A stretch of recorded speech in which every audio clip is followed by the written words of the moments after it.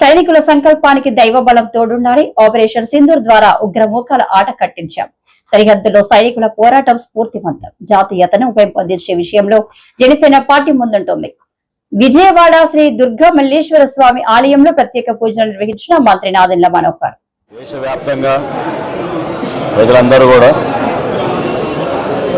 ఒక బలమైన అండగా నిలబడాలని, ప్రతి ఒక్కరూ ఒక బాధ్యతతోటి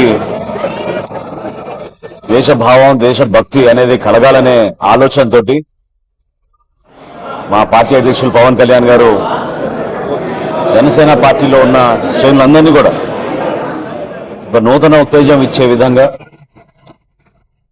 దేశం కోసం మన రక్షణ కోసం పోరాడే మన సైనికులకి ఒక మంచి నాయకత్వమే సరిపోదు, దైవ బలం కూడా చాలా అవసరం ఇటువంటి సందర్భాల్లో అని ఆయన సూచనల మేరకు ఈ రోజున 12 ఆలయాల్లో కర్ణాటకలోను తమిళనాడులోను మన ఆంధ్రప్రదేశ్లో కూడా మీ అందరం కూడా కలిసి మా పార్టీ అధ్యక్షులు పవన్ కళ్యాణ్ గారు చేసిన సూచనల మేరకు ప్రతి ఒక్కరిలో ఆ భావన కలిగే విధంగా ఎప్పుడు కూడా సందర్భాన్ని బట్టి మనం మాట్లాడడం అనేది కాదు, ఏ సందర్భమైనా సరే ముందు మన దేశం, మన కోసం త్యాగాలు చేసిన మన సైనికులు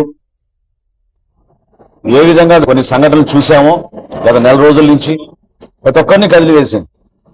కానీ ఒక బాధ్యత కూడా మనందరిలోనూ ఉండాలి.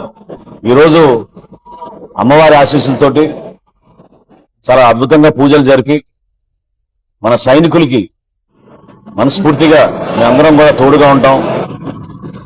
ఆ ధైర్యం నింపే విధంగా ప్రతి అడుగు వారు ముందుకు వేయాలి. ఇటువంటి కార్యక్రమాలు ఎప్పుడు కూడా జనసేన పార్టీలో ఉన్న శ్రేణులందరూ కూడా కలిసికట్టుగా ప్రజల్లో ఒక మంచి భావన వచ్చే విధంగా, వర్తమాన రాజకీయాల్లో ఏ పార్టీ చేయని విధంగా మేము నిలబడుతున్నాం. అనేక కార్యక్రమాలు చేపట్టాం. అమాయకులుగా ఉన్న పర్యాటకుల్ని పహల్గాంలో ఆ రోజు జరిగిన సంఘటన ప్రత్యేకంగా వ్యక్తిగతంగా కూడా ప్రతి ఒక్కరిని కదిలివేసింది.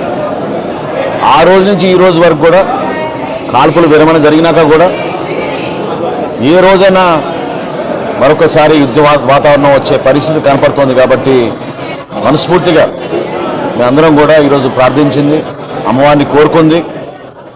ఏ విధంగా మా నాయకుడు పవన్ కళ్యాణ్ గారు ఇటువంటి కార్యక్రమాల్లో ఎప్పుడు కూడా ఒక చక్కటి సందేశం ఇస్తారు, ఆ సందేశానికి దైవబలం కూడా ఉండాలి, మంచి నాయకత్వం ఉండాలి. మంచి నాయకత్వంతో పాటు అమ్మవారి ఆశీస్సులు ఉండాలని ఈరోజు దుర్గమ్మవారిని కోరడం జరిగింది. రాబోయే రోజుల్లో కూడా ఈ రోజుకి రాష్ట్ర ప్రజలు ఒక అద్భుతమైన తీర్పు గత సంవత్సరం ఇచ్చారు. ఈ రోజున కూటమి ప్రభుత్వం ఎన్ని కష్టాలైనా ఆర్థికంగా మేము చేసే కార్యక్రమాలని ప్రజల శ్రేయస్సు కోసం, రాష్ట్ర అభివృద్ధి కోసం, సంక్షేమం కోసం అందరం కూడా కలిసికట్టుగా ముందుకెళ్తున్న తరుణంలో మా పార్టీ అధ్యక్షుడు పవన్ కళ్యాణ్ గారు మా అందరికీ కల్పించిన అవకాశాన్ని మనస్ఫూర్తిగా మేము ప్రత్యేకంగా ధన్యవాదాలు తెలుపుకుంటూ మరొకసారి రాష్ట్ర ప్రజలకు అంకిత భావంతో పనిచేసే ఒక గొప్ప అవకాశంగా మేము భావించుకుంటూ ముందుకెళ్తున్నాం.